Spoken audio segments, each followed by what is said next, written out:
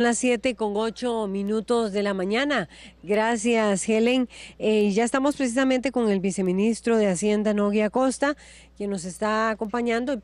Pronto se va a sentar aquí con nosotros Diala Jiménez, ella es la ministra de Comercio Exterior. Como muy bien escuchábamos y veíamos en esa información, esta reforma a las zonas francas es uno de los proyectos requisito para ingresar a la OCDE, ese club de países o de economías más ricas de 36, 34 países. Y bueno, hay reacciones, opiniones a favor y en contra. Yo quisiera poner en perspectiva la información porque hasta lo que sé, vamos a ver, hoy por hoy las zonas francas pueden vender en el mercado interno el 50% de su producción, ¿es así? Y el otro 50% tienen que darlo, obviamente se dirige a las exportaciones. O me refiero más bien, usted me lo aclara, don Nogui Acosta, sí es más bien los servicios estrictamente locales para las empresas de servicios, los que se pueden vender en el mercado interno en un 50% y el otro 50% tiene que ser en exportaciones. Lo cierto es que esta reforma se quiere dar y ha generado, digamos, reacciones de parte de economistas y exministros en torno al impacto que tendría que las zonas francas vendan en el mercado interno. Ahora sí, ya se sentó con nosotros Diala Figueres, ya va a estar con nosotros ministra de Comercio Exterior, ampliando sobre el tema. Don Nogui Acosta, buenos días. Me gustaría conocer en detalle cuál es el propósito de la reforma. Buenos días, Laura, y buenos días a todos quienes nos están viendo y escuchando. Aquí hay tres temas importantes y yo creo que es relevante decirlos porque tal vez tenemos una discusión en relación con cuál es el modelo de desarrollo. Yo creo que nosotros como país hemos apostado a darle mayor valor agregado a nuestras exportaciones. En ese momento, cuando se crean las zonas francas, lo que estábamos buscando era generar una serie de beneficios que nos permitiera tener un poco más de competitividad en la atracción de inversión extranjera. Esas medidas o esas disposiciones se han venido cuestionando a lo largo del tiempo precisamente porque hacen que las empresas vayan decidiendo dónde ubicarse dependiendo del esquema tributario. Y en ese sentido, la OCDE ha sido muy clara en señalar que hay, digamos, algunos regímenes que tienen efectos perniciosos. Y dentro de esa, digamos, de ese entendido, nos pide a nosotros que modifiquemos algunas características de servicios en zonas francas. Ya anteriormente se había hecho un análisis y se había determinado que en la parte de productos y bienes no había dificultades en relación con lo que la OCDE considera regímenes no perniciosos. En el caso de servicios teníamos una particularidad y es que obligábamos a que no más del 50% se vendiera en el mercado local. ¿Qué servicios se venden en el mercado local? Don Nogui Acosta, ya decíamos, está Diala Jiménez Figueres con nosotros también, ministra de Comercio. ¿Qué servicios se venden en el mercado? Porque cuando le hablamos a la gente, bueno, zonas francas, ¿qué hay en las zonas francas? ¿Qué es lo que exportan las zonas francas? ¿Qué es lo que se vende en el mercado interno de servicios? ¿Y cuáles son esos efectos perniciosos? Lo que tengo entendido que la OCDE, que es a lo que pretendemos ingresar en el 2020, a este club de economías fuertes, digamos, del mundo, 34 economías fuertes del mundo, es que nosotros, vamos a ver, es que las empresas en las zonas francas estarían enviando sus ganancias a países donde hay banca offshore y ese tipo de posibilidades y alternativas en donde no se pagan impuestos. ¿Es esa la observación que está haciendo la OCDE?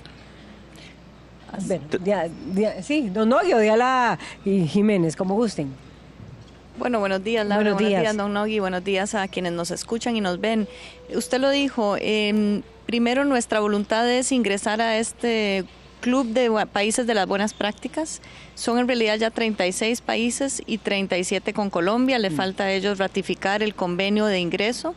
Pero nuestra intención es poder ir mejorando nuestros regímenes en general, nuestra manera de hacer gobierno, nuestra manera de proveer servicios a los ciudadanos como Estado.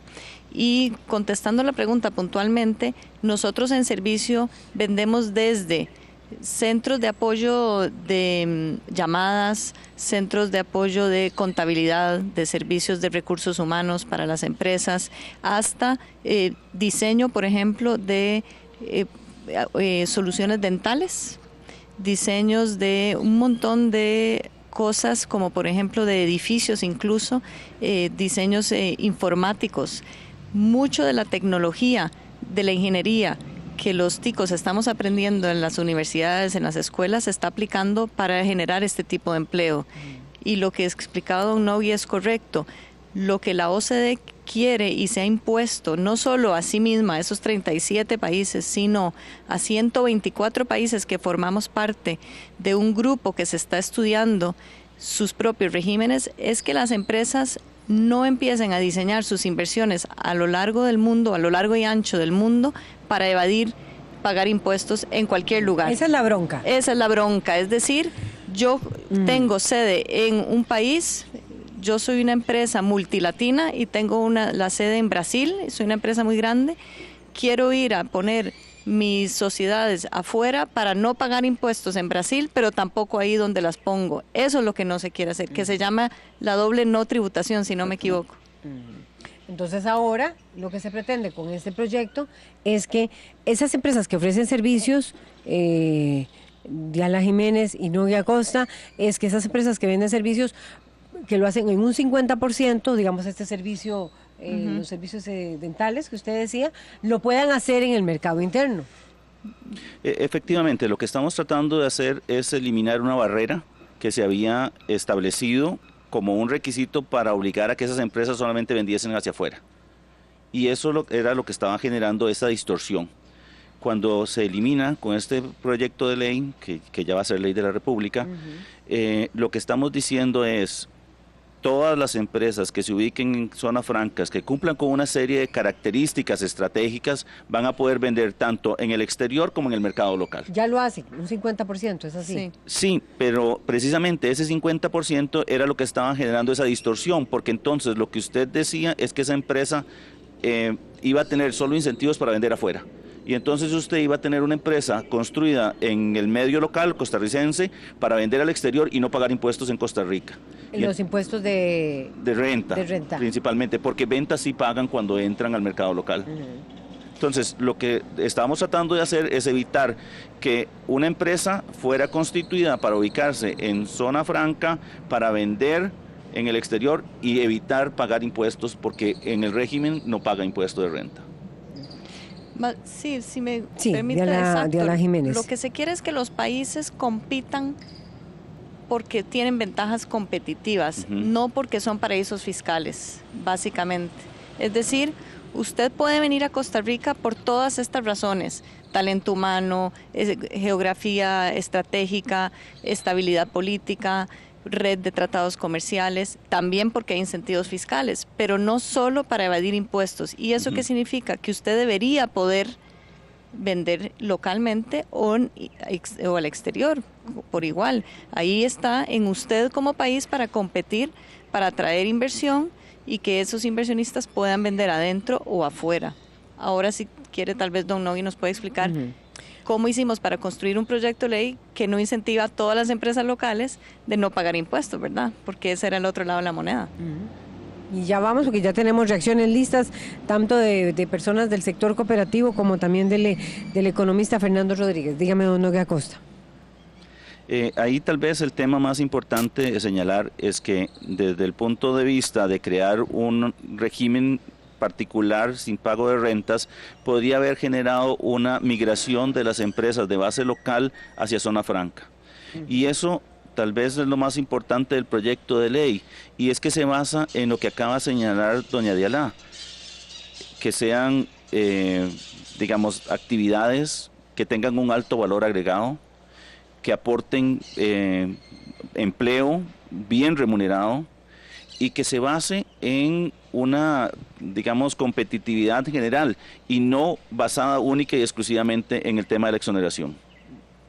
Bien, en esa categoría me gustaría saber cuáles empresas podrían ser, doña Diala Jiménez.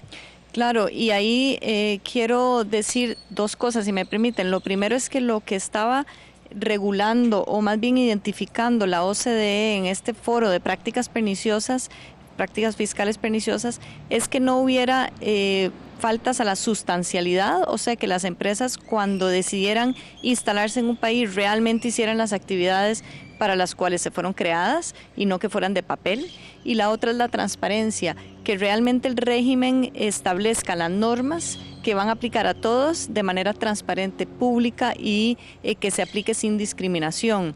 Y lo segundo es qué tipo de empresas van a instalarse bajo este régimen, las que ya se instalan. Y por eso nosotros lo que hicimos conjuntamente, los dos ministerios, con ayuda de una base de datos del Banco Central, es establecer un índice de elegibilidad para empresas de servicios.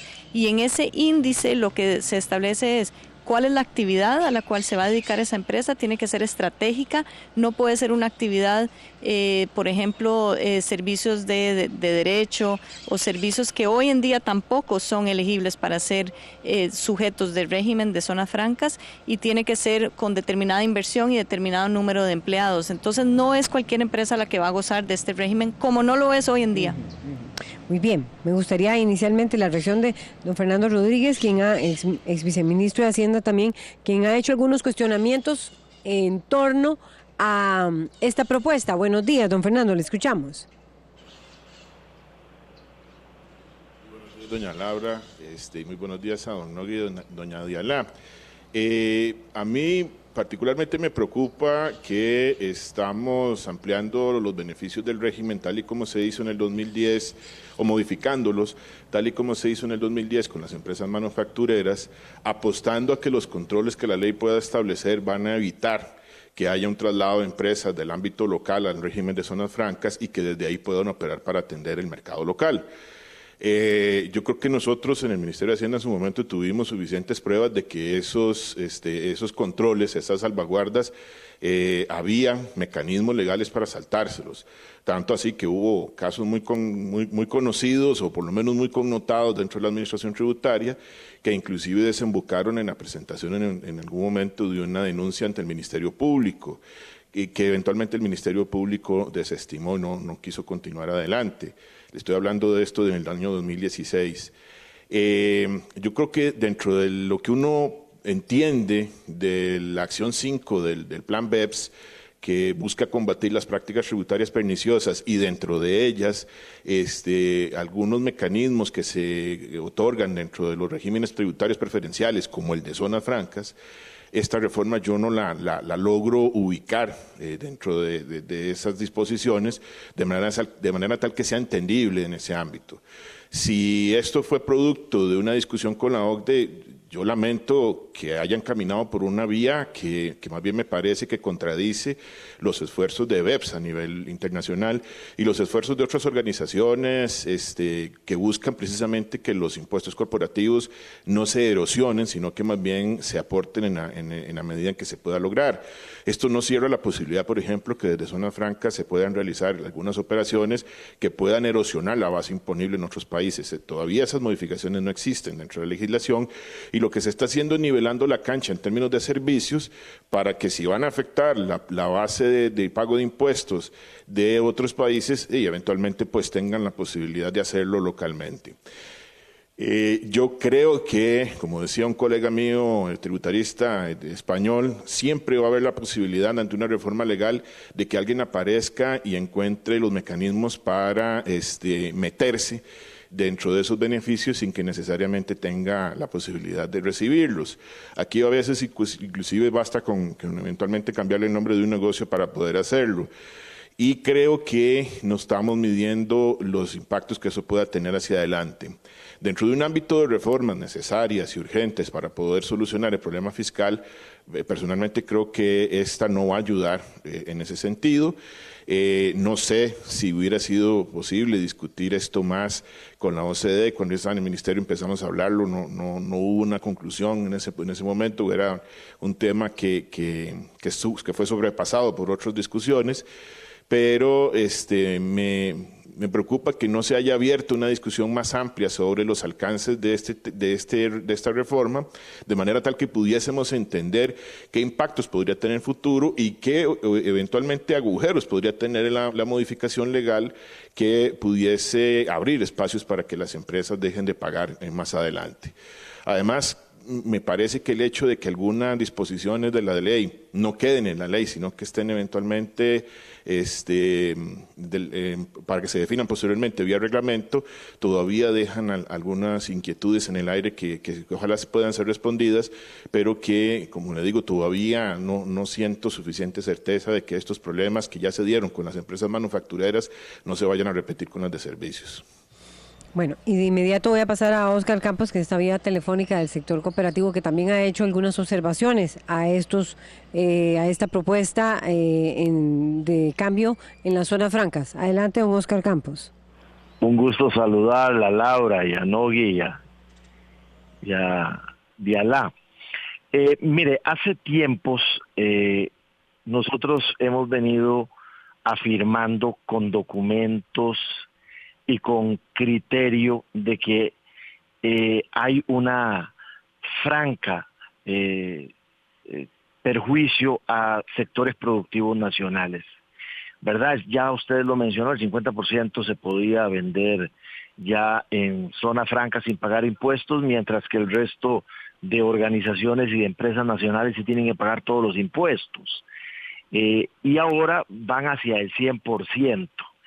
Y yo quiero decirle que ya quienes peinamos canas hemos estado mucho en estas cosas y el sector productivo costarricense está cansado de que se siga hablando solo en la atracción de inversiones y no se esté hablando de la reactivación económica desde la perspectiva de la producción interna y del mercado interno, no solo para el mercado interno, sino también para la exportación. O sea, la mayoría de las empresas del sector productivo no están en zona franca y tienen que pagar todos los impuestos. Mire, es tan así que, por ejemplo, una zona franca, que hay muchas empresas que están en zona franca que producen, le quedan cantidades de producto que no pueden exportar y entonces van y lo venden al mercado local con un precio, por supuesto, que muy por debajo de los costos de producción del productor nacional, ¿verdad? Y entonces lo que hacen es que hay una competencia desleal. Y entonces el gobierno, y aquí Nogui y la estimable del COMEX están pensando solo en el tema de atracción y de exportación, y nunca se me olvida cuando la gente de Jambers discutíamos estas cosas con la gente de Jambers, decía que muchas de las cosas era que este país, la verdad, no se podía pasar tal o cual proyecto porque entonces iban a tener que irse para Nicaragua. No se pasó y se le hizo todo lo que tenía que hacer y después siempre se fue para Nicaragua. Entonces a mí me parece que hay un cambio en el mundo y hoy lo estamos viendo a Dialá y a Novi, lo estamos viendo con Huawei, ¿verdad? Nosotros ya estamos con teléfonos Huawei y ahora resulta que cuál competencia internacional y cuál derecho internacional, simplemente hay una guerra comercial y dicen aquí esto se cierra y al final y al cabo no hay nada. Me parece que el país debe empezar a plantear cosas diferentes, Dialá y Nogui, no solo pensando en el tema de los impuestos. Nosotros deberíamos de pensar en el tema de generación de valor agregado propio, de valor nacional. Nosotros deberíamos crear una ley más bien para ver cómo hacemos que muchas de las fincas de nuestra gente se conviertan en zonas francas, porque producimos comida y producimos agua y producimos oxígeno y producimos empleo, ¿verdad? Pero tenemos que pagar todos los impuestos. Entonces a mí me parece que estamos viendo las cosas tangencialmente y el pueblo costarricense está cansado ya de que todas estas leyes dizque para ayudar a la atracción de inversiones y todo siempre ha sido, y lo discutimos, vuelve a saltar el tema del combo fiscal, poniéndole cargas a las nuestras y quitándole a las de afuera, y eso nos genera una situación de competencia desleal. Perfecto. Reacciones de doña Dialá Jiménez y también de Nogui Acosta. Bueno, brevemente dos cosas. Sí, muy buenas observaciones. Buenos días a los dos, don Fernando y don Oscar. Lo primero es que la OCDE lo que hizo fue revisar nuestro trabajo, trabajarlo conjuntamente y entender que aquí lo que se busca es un equilibrio. Hoy en día las empresas de servicio venden localmente menos del 5% de sus ventas y la idea de ellas cuando se instalan las multinacionales o las empresas extranjeras, no necesariamente las multinacionales, en servicios, es tener aquí el talento humano. Y ahí yo le doy razón a don Oscar. Yo creo que nosotros tenemos que ir, y lo estamos haciendo, pensando en la nueva plataforma de incentivos que tenemos que construir y a dónde tenemos que ir en esta economía más globalizada, más digitalizada. Y en eso estamos, don Oscar. Lo que pasa es que mientras pensamos en lo estratégico, tenemos que también derribar barreras tácticas que hacen que nos puedan poner en una lista de países que no cumplen. Nosotros hemos sido un país bastante equilibrado en el diseño de cómo vamos a ir incentivando la inversión extranjera, pero también tenemos que ir entendiendo que nuestro parque empresarial se conforma de empresas extranjeras y de empresas nacionales. Y en ese sentido estamos trabajando muy fuertemente en la UI, por ejemplo, que es la ventanilla única de inversiones, para que empresas nacionales y extranjeras puedan tener mucha más facilidad a la hora de instalarse y a la hora de iniciar operaciones. Entonces yo creo que es un conjunto de medidas que tienen que hacer que el país sea cada vez más competitivo. Por eso el gobierno está haciendo la reforma educativa, estamos haciendo la Alianza para el Bilingüismo y otras medidas en mejora regulatoria que tenemos que seguir profundizando para que las empresas de Costa Rica, todas, sean las que vienen de afuera, sean las nuestras, empiecen a ser cada vez más productivos. Y termino con el tema agrícola que estaba hablando también don Oscar, que me parece que es fundamental. Nuestro país está ubicado en una tierra muy fértil, en una tierra geográficamente estratégica, como dije antes, con 2 puertos importantes, con TLCs o acuerdos comerciales a China, Estados Unidos y Europa, entre otros, ¿verdad? Y nosotros tenemos que seguir profundizando en esas ventajas competitivas. Entre más volatilidad haya, entre más complejidad y más ambigüedad y más incertidumbre haya en el mundo, más diversificación tenemos que tener nosotros como medida de mitigación de riesgo y más apegados a las normas internacionales, porque nosotros somos pequeñitos y no podemos empezar a jugar con las normas, porque ahí sí que no nos va a ir bien. Don Nogui. Yo quería hacer 3 comentarios. Primero, agradecerle la participación a don Fernando, porque me parece que él inició este camino. Él fue uno de los que estuvo al tanto de este proceso y puedo asegurarle que el trabajo conjunto entre el Ministerio de Hacienda y COMEX nos ha permitido salvar algunos de los temas que él señaló. Nosotros hemos trabajado muy de cerca con COMEX en el diseño para ir cerrando esos portillos que señalaba don Fernando. Hemos estado trabajando en paralelo en la aprobación de la ley y el reglamento que viene. El Ministerio de Hacienda ha tenido una participación relevante en esta discusión y en ese sentido puede estar seguro de que ha mejorado sensiblemente el proyecto. El segundo tema que he de señalar es que desde el Ministerio de Hacienda estamos claros de que nuestra función es recaudar impuestos, pero no podemos dejar de lado los otros elementos que son importantes y entre estos es la generación de empleo, la dinámica del crecimiento económico como un elemento importante en la recaudación. Y estamos claros en que los servicios son un sector que va creciendo y que cada vez es más importante a nivel internacional. Y en este sentido Costa Rica ha ido evolucionando en esa dirección y estamos claros de que no podemos tratar de cerrar esos digamos, nichos de crecimiento económico. Y el tercer tema que tal vez es más importante señalar y es con relación a lo que señalaba don Oscar. Creo que la generación de competitividad del país no debe estar basada en las exoneraciones de impuestos. Tenemos que ser cada vez más competitivos, mejorar la calidad de nuestra mano de obra, mejorar nuestro acceso a los mercados. Y en ese sentido, el tema de inversión en infraestructura es importante. También, y esta es una discusión que se dio precisamente en el tema que él señalaba de la reforma fiscal, y es cuál es el esquema tributario hacia futuro y de cómo deberíamos estructurarlo de manera que fuera mucho más enfocado en, digamos, tasar la riqueza y no tanto la generación de esa riqueza, sino cuando le llega a las personas a quienes son los dueños de las empresas. Porque hoy lo que estamos haciendo es cobrando impuestos en las empresas y entonces empezamos a partir las empresas para tratar de evitar impuestos. Deberíamos avanzar hacia un esquema en donde los impuestos a las empresas y a la producción fueran menores y más a aquella riqueza que tienen las personas. Ellos han estado hablando precisamente de eso, de competencia desleal, ¿verdad? Digamos, los regímenes que estén en zona franca podrían vender hasta cuánto en el mercado interno sin pagar impuesto de renta. Hoy lo pueden hacer en un 50%. Sería exonerarlos totalmente, 100% podrían vender. Es que tal vez aquí hay que hacer una acotación. A ver, adelante. La primera es que la empresa que se ubica en zona franca tiene una exención del pago de impuestos de renta durante un periodo de tiempo. Entonces, después de que pasan los años en los cuales ingresó a zona franca, debería empezar a pagar impuestos. Y ya hay empresas en zona franca que están empezando a pagar impuestos de renta. Ese es el tema que es importante. Lo que pagan cuando entra al mercado local es el impuesto de ventas. Sí, el IVA pagaría. Exactamente.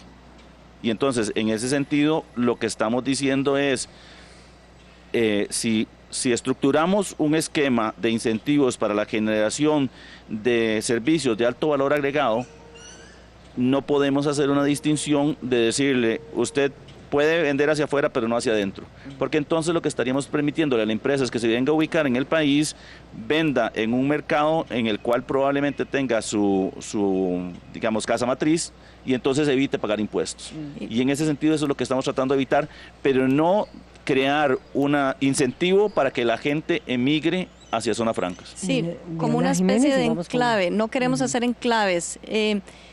De todas maneras, con el IVA, los entes que lo pagan somos recaudadores, ¿verdad? Y las empresas que estén en el régimen de zonas francas, que vendan localmente como lo hacen hoy, también tienen que pagar el IVA. Tienen que ir recaudando y pagarlo, eventualmente el consumidor lo paga, ¿verdad?, a Hacienda. Entonces, esa cadena de recaudación del valor agregado no se va a romper. Reacción de don Fernando Rodríguez. Sí, mire, yo mantengo la preocupación en cuanto a que eventualmente la legislación puede ser que no aborde todos los supuestos o que finalmente las empresas logren encontrar la forma para poder meterse dentro del régimen, aunque supuestamente no deberían estar. Insisto, ya pasó. Y pasó con las empresas de manufactura, y como le digo, hay casos emblemáticos de los cuales yo no me voy a referir, al menos de uno que fue muy, como le digo, muy conocido y desgraciadamente muy discutido. Creo que en estas cuestiones lo que nosotros deberíamos hacer es pensar en migrar en el futuro. Evidentemente hay que darle un espacio a las empresas para no crearles incertidumbre, pero migrar en el futuro un esquema de incentivos diferente, que más bien vaya buscando hacia dónde dirigir los incentivos en función del impacto social, ambiental y económico de una empresa. Y en eso yo creo que don Oscar empieza a tocar un tema que es importante. Resulta que hay que valorar, digamos, otros aspectos, y nosotros queremos ser una economía descarbonizada hacia el 2050 y de repente tendríamos que empezar a girar los incentivos hacia esa vía. Lo otro es que el mejor incentivo que una economía puede ofrecer es condiciones competitivas y una economía estable. Y las condiciones competitivas se logran, por supuesto, que con recursos suficientes para poder invertir en todas aquellas cosas que las empresas necesitan para producir. Si por otorgar una exoneración vamos a tener problemas para financiar una carretera, y habiendo financiado una carretera podemos darle condiciones competitivas no solo a las empresas de zonas francas, sino a cualquiera que quiera producir en el país, evidentemente con la segunda opción estamos ganando más. Entonces, yo creo que tenemos que pensar tal vez distinto estas cuestiones, cuidar, vigilar lo que viene ahora, porque cuidado y si no más adelante vamos a tener que volver a hacer modificaciones sobre el régimen para asegurarnos de que podamos tapar estos huecos. E insisto, yo creo que la preocupación del mundo en este momento es cómo lograr que las empresas paguen sus montos apropiados de impuestos sobre la renta, porque el problema aquí no es el IVA. En el IVA el asunto ya está cubierto. Cuando se consume un bien o en este caso un servicio en el país que está grabado con el IVA, se paga el impuesto. El problema no es el IVA, el problema es renta, y en ese sentido la preocupación es que hacia adelante la base imponible del impuesto sobre la renta en personas jurídicas se pueda empezar a erosionar, y eso es lo que tenemos que ponerle un ojo para que no nos pase.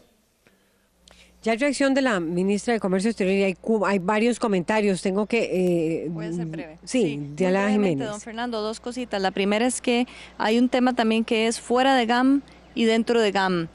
Para el régimen de zonas francas fuera de GAM hay menos requisitos y esos casos de manufactura ocurrieron fuera de GAM porque se quería en gran medida impulsar o incentivar el empleo fuera de GAM o mantenerlo, ¿verdad? Número dos, usted dice algo importante que lo dijo don Oscar y yo también me refería a ello.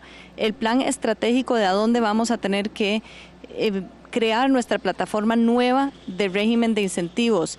¿Por qué? Porque de los 20 países receptores de inversión extranjera directa en el mundo, 14 son países OCDE.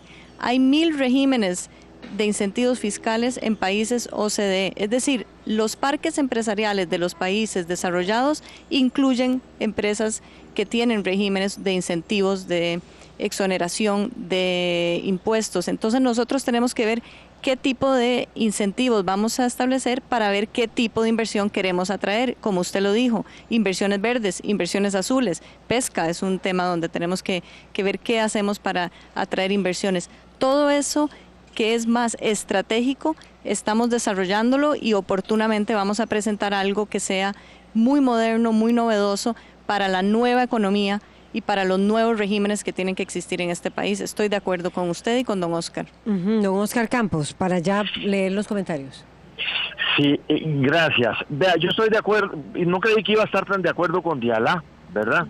Diala, un gusto estar de acuerdo. Vea, este país tiene, Diala dijo que tiene una gran, digamos, un país con una belleza y con una maravilla de tierras y de climas y de agua y de todo para producir en el campo, pero para traer turismo, para poder generar talento humano, podríamos tener energías verdes para poder generar todo lo que signifique las energías y las plataformas para lo que es la nueva inteligencia de las cosas. Bueno, pero nosotros, a mí me parece que hace tiempo estamos esperando cuando nosotros empezamos a pensar en la Costa Rica que nosotros queremos plantear con los recursos y con las oportunidades que tenemos en el mundo. Yo quiero decirle que, por ejemplo, nosotros hemos tenido unas experiencias de exportación de plátano chips a Europa maravillosas, y este país, bueno, la verdad es que es con el uso de las tecnologías de producción orgánica y de todo lo que tiene que ver con el uso de energías verdes, tiene una gran posibilidad y una gran aceptación en el mundo nuestro producto. Pero mire, las carreteras, los tránsitos, los trámites, las tasas de interés, bueno, es que hay mucha cosa en la que tenemos que trabajar, y entonces nosotros lo que creemos es que de pronto estamos hablando de competitividad. Y Diala, usted sabe lo que significa la competitividad de la gente que tiene que producir en este país cuando tiene que ponerse en la balanza con el resto de la región, no solo con el resto del mundo, con el resto de la región, hablando de Centroamérica, de Panamá y de Nicaragua y de Sudamérica. Y entonces sí hay mucho que hacer. Me parece que este tema tiene que ir abordado, y un compromiso muy, muy formal de plantar una plataforma de reactivación y de incentivo a la nueva producción y a la producción costarricense, con vistas no solo a OECD, ¿verdad? Nosotros tenemos que tenerlo con vistas a lo que nosotros vamos a tener que plantar realmente en la posibilidad de generar fuentes de trabajo y reactivación económica, y sobre todo fuera del área metropolitana. Ya hay reacción aquí, pero tenemos también que ir cerrando, y los comentarios voy a leerlos de inmediato porque sé que doña Diala y don Nogui quieren reaccionar. Vamos con los comentarios. Norman Gutiérrez Solórzano dice: ironía, ayer en el proyecto 20.580 se hacía para quedar bien con las calificadoras y al final no se dio. En dicho proyecto hay exoneraciones donde se incluye las zonas francas. Hoy, para ingresar a otro grupito llamado OCDE, hay que hacer otro proyecto para beneficiar más a las zonas francas, pero no se hacen esfuerzos para la evasión y la ilusión de las grandes empresas, incluidas estas últimas. Alan Demo dice: el problema con las zonas francas es que muchas de ellas tienen otras empresas hermanas que utilizan la ubicada en la zona franca para comprar sin pagar impuestos y obtener todos los beneficios que el régimen le brinda. hablo a nivel Costa Rica. Daniel Torres Sandí, muy atinado a los puntos planteados por el sector cooperativista. Pablo Rojas dice, yo entendía que la OCDE no había hecho este requisito de carácter obligatorio para el ingreso porque priorizan un cambio en el régimen. ¿Por qué priorizan un cambio en el régimen de zonas francas que ahorita está funcionando en medio de esta crisis? Se debería priorizar el tema de industria y economía social. Esos son los comentarios y tenemos que irnos. Una última reacción. Don Nogui Acosta. Yo creo que aquí hay que señalar dos temas importantes. El primero es el OCDE o la OCDE, grupo de países, se enfoca precisamente en eliminar estos esquemas de estancamiento, o sea, de crear enclaves que permitan generar una asimetría en el pago de impuestos. Y este caso en particular de servicios cumplía con ese requisito y había que corregirlo. Porque si queremos entrar en este grupo de países, tenemos que adecuar nuestra legislación. Y ese tal vez es un elemento fundamental de por qué queremos ir. Queremos mejores prácticas, queremos la posibilidad de mejorar nuestra gestión de los tributos. Pero también queremos decir algo que es importante. El nuevo esquema de incentivos no puede basarse en las exoneraciones. Y no puede basarse en las exoneraciones porque no podemos poner en peligro todo el financiamiento del Estado que hoy tenemos. El Estado crea carreteras, produce servicios y dentro de este entendido necesitamos asegurar la estabilidad económica. La estabilidad económica pasa por resolver el problema fiscal. Y en este sentido, no podría ser dentro de un entorno en el cual hoy estamos acercándonos a la estabilidad fiscal que creemos un esquema de incentivos. Por eso la conversación con el Ministerio de Comercio Exterior ha sido tan importante, porque hemos ido encontrando puntos de acuerdo y que nos permiten cumplir con ambos objetivos. Y en este sentido creo que bien la participación de don Fernando señalando el cuidado que debemos tener en este proyecto y en los siguientes que nos vayan imponiendo retos para efectos de mejorar nuestra condición.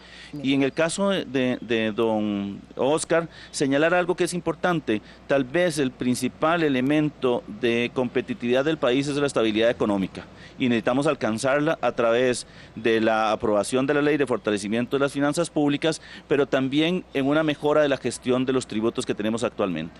Bueno, muchas gracias a Diala Jiménez, ministra de Comercio Exterior, también a Fernando Rodríguez, el viceministro de Hacienda, a Oscar Campos del sector cooperativo y a Fernando Rodríguez, economista, por ponernos en perspectiva este tema. Vamos a una pausa y ya venimos con más. El tema de las cooperativas, hoy se reúnen, de los arroceros, hoy se reúnen con el presidente Carlos Alvarado. ¿Qué van a plantearle? Ya venimos.